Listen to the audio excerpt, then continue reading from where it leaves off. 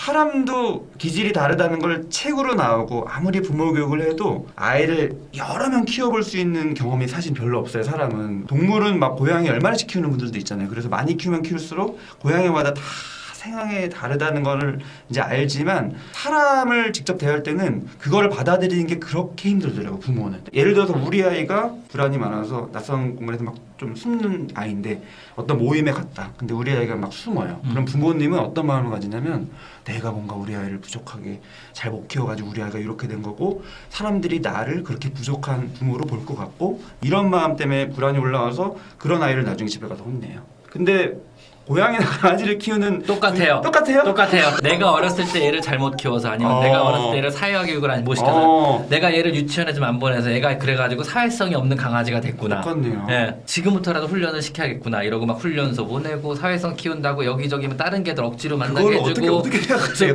강아지 유치원 보내줘 절대로 안 되죠. 그쵸, 안 되죠. 절대로 안 안 되는 되죠. 거예요. 왜냐하면 사회화 시기는 이미 끝났어요. 얘가 사회를 왜냐하면 사회화 시기란 게 모든 동물이 자기 안전을 위해서 만들어진 시기예요. 사회화 시기 동안에 얘가 먹어본 것, 본 것, 맛본 것, 느꼈던 것, 배웠던 것은 모두 긍정적인 경험으로 평생 가지고 가게 돼요. 이때는요. 익숙하게요. 근데 사회시가 끝난 다음에는요. 그 이후에 하는 경험들은요. 그냥 경험일 뿐이에요. 좋은 경험이 될 수 있고 나쁜 경험이 될 수 있고 바꿔 말하면 이 아이의 기질이 다른 강아지 만나면 무서워하고 피하고 도망간다면은요. 이미 그거는 이 아이의 사회시기는 끝났고 그 전에 기질 문제라고 봐야 돼요. 바꿔 말하면 얘는 평생 다른 강아지를 그렇게 좋아하지 않을 강아지이기 때문에 억지로 만나게 하는 게 도움이 과연 되느냐? 안 되죠. 그렇지는 않아요. 왜냐하면 그냥 그건 안 좋은 경험이 누적될 가능성이 높은 거죠. 동물 정신과학에 상담을 하다가 이제 치료되는 과정이 저는요 그런 경우도 많이 있어요. 동물을 치료하는 게 아니고 주인을 치료하는 거에서 주인이 이게 정상입니다. 얘는 이게 정상입니다.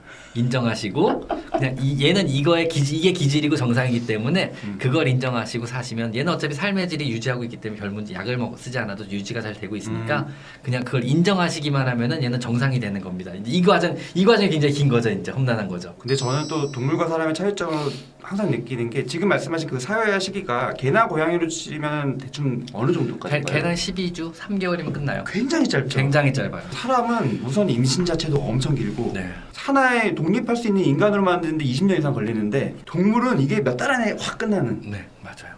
그게 너무 큰 차이더라고요. 그래서 강아지 1살 정도 되면 성인 남자 24살하고 똑같다고 봐요. 그러니까요. 그게 사람이 어떻게 보면 이게 굉장히 길기 때문에 그 긴 게 어떤 영향을 미칠까? 사회화 시기도 그만큼 길겠죠. 그쵸. 왜냐하면 홀로 독립해서 살아갈 수 있어야 이제 부모가 떠날 수가 있는 거잖아. 이제 그때까지 기간을 보는데 고양이 6개월 잡거든요. 그러니까요. 네, 홀로 사냥을 다닐 수 있는 연령이 6개월부터예요. 그다음에 가족을 그냥 떠나버리기도 하고 사람은 절대로 그럴 수가 없잖아요. 의존을 엄청 오랫동안 하는데 요즘에 보면은 이 평생 의존하는 관계도 되게 많아요.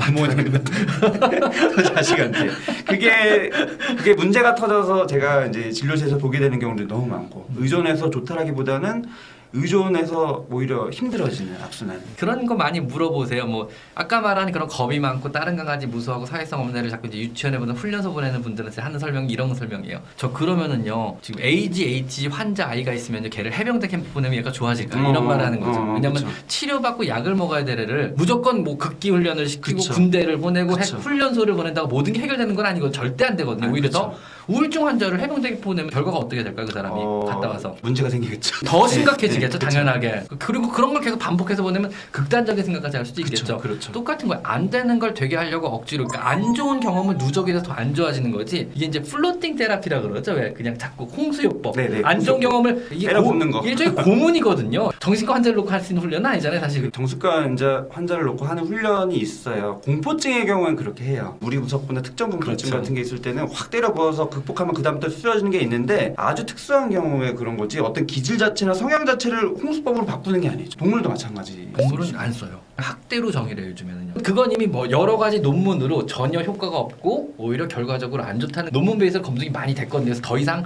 사용을 안 하는 방법들이거든요. 그런 것들이 동물에서는요. 바로 그 자리에 효과를 보기에는 플로팅 테라피가 좋아요. 막 들이붓고 하는 게 좋긴 좋은데 문제는 그 다음에 애가 완전 망가져요. 망가지죠. 네, 완전 망가져요. 정신을 다루는 학문이나 이런 것들은요 굉장히 천천히 스텝을 밟아가면서 조심스럽게 접근해서 그쵸. 조심스럽게 시간을 두고 해결하고 약이 들어가도 2달이잖아요 기본이. 그쵸. 근데 이제 무언가 확 하고 소리 지르고 윽박 지르고 뛰어 뭐 달려 뭐 이래서 해결됐습니다 빠밤 이러면은 그게 말이 안 돼. 그거 자체가 사실 말이 안 돼. 동물이어도 말이 안 되는 맞아요. 거잖아요. 저는 제가 부모 교육을 하면서 항상 이제 비유를 했던 게 있는데 지금 되게 죄책감이 드는 게 뭐냐면은 동물을 너무 쉽게 봤어요. 부모님들이 아이를 대할 때 훈육에 너무 집중을 하시거든요. 거의 막 조련하듯이 사람을 키우는 건 동물 조련하는 게 아니다. 근데 사실은 동물도 조련하는 게 아닌 것 같은 거예요. 네. 그쵸? 어떻게 보면 사람 대하듯이 이렇게 천천히 할수록 길게 안정적으로 되는 거죠. 그 얘기 하시는 것 같아서 그런 표현을 하면 안 되겠다는 생각이 이제 들었습니다. 동물도 그렇게 쉽게 하는 게 아니다.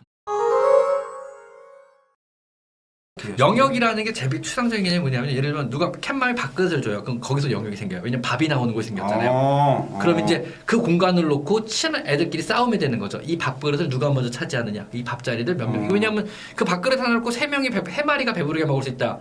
그럼 나머지 한 마리는 못 먹는 거잖아요. 그러면 3마리가 이제 한 그룹을 이루겠죠. 그래가지고 가족처럼 형성을 할 거예요. 근데 만약에 그 그룹에 끼고 싶은 아이가 한 마리가 있어요. 그러면은 그냥 끼면 무조건 걔는 싸움이 나고 큰일이 나요. 그러면 걔는 그 주변을 계속 맴돌아요. 언제까지? 얘들이 끼워줄 때까지. 끼워줄 때까지. 사람도 요즘 시대에 사람이 무슨 서열이 있고 영역이 있어 이렇게 생각할 수도 있지만 서열이 무의식적으로 암묵적으로 있는 경우가 너무 많은 것 같아요. 유치원생, 초등학생들부터 그 반 안에서 그 그룹이 있을 때 어떤 눈빛이나 목소리 크기나 과한 어떤 액션이나 이런 걸로 우위를 점하느냐 이게 암묵적으로 있고요. 그런 거를 은근히 추구하면서 은근히 이렇게 치고 다니거나 이래서 얘가 반응이 있나 없나 보고 반응이 좀 없으면 계속 우위를 점하고 이게 무슨 건달들이나 하는 게 아니라 고양이 강아지도 있어요. 그쵸? 네, 일진놀이라고 표현하는데 일진놀이. 강아지는 일진놀이. 이제 중성화된 애들이 마운팅하는 게 일진놀이에요. 내가 너보다 서열상의 우위에 있다는 걸 중간중간에 확인을 시켜주는 과정이고요. 교미행위가 성적인 행위 전혀 아니고요. 그냥 내가 너보다 서열상의 우위임을 중간중간에 확인을 시키는 거예요. 학교에서 어떤 일이 생기냐면요.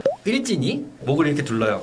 헤드락을 걸고 그쵸. 야 도시락 싸왔냐? 뭐 그쵸. 이따 가서 빵 좀 사 이거잖아요. 그쵸. 그래서 서로 웃으면서 즐겁게 얘기하는 것 같지만 실제로 얘는 자신이 서열상의 우위임을 강조하는 거고 그쵸. 얘는 달려서 내가 얘보다 서열이 미치구나 이걸 한번 그냥 각인시키는 굴욕적인 행동 중에 하나일 뿐이죠 사실은요. 어린이들도 아무것도 모를 것 같지만 초등학교 1학년, 2학년 이런 애들도 이런 얘기를 해요. 제가 세고 내가 약한 것 같고 그래서 나는 걔 앞에서 아무 말도 못하고 근데 이러고 있는 내가 너무 비참하다.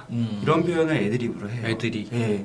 그러니까 그걸 다 느끼고 그 위에 있는 애는 또 그거를 은근히 누리면서 사는 거예요. 그리고 그 안에서 그룹을 형성하면 또 밖에 있는 애가 그 그룹을 우러러봐요. 이게 뭔가 메인 그룹이고 내가 저기에 끼면은 아까 밥그릇 나눠 먹는 거에서 저는 그게 딱 완성됐는데 이 메인 그룹에 내가 낄 수만 있다면은 쉽게 말하면 같이 뭔가 잘 나갈 수 있을 것 같은 느낌. 일진이라는 예. 이게 일진이라는 게 옛날에는 무슨 폭력성이 동반된 그런 느낌일 수 있지만 요즘에는 폭력성 없이 소위 잘 말하면 나가는 인싸들. 예. 뭔가 사회성이 좋고 애들이 우러러보는 이런 느낌. 싸우지 않아도 그런 거에 끼려고 자기를 낮추고 들어가려고 애를 쓰고 하지만 그 과정에서 스스로 굉장히 또 모멸감을 느끼고 이런 구조들이 되게 많더라고요. 그것도 SNS의 폐해라고 봐야 되나요? 저는 폐해라기보다는 사람이 원래 그렇기 때문에 SNS가 거기서 부각되는 사람이란 거고. 사회 자체가 원래 네, 그렇다. 네. 그거를 너무 어린애들이 일찍 깨달아 버린 거군요. 그쵸. 네. 그거는 뭐 유튜버만 저희도 유튜버인데 저희가 이렇게 같이 콜라보를 할 수 있는 이유가 구독자가 비슷해서 이게 어떤 암묵적인 거잖아요. 만약에 이제 선생님이 뭐 구독자가 100명인데 콜라보 하자 그러면 저는 거절하겠죠. 선생님도 마찬가지인 거고. 구독자 많은 분이 뒤에 지금 아유 감사합니다. 그러니까 이게 어떻게 보면 자연스러운 사람의 마음이라는 게 너무 신기한 거예요. 이게 동물적인 부분인 것 같은 거예요.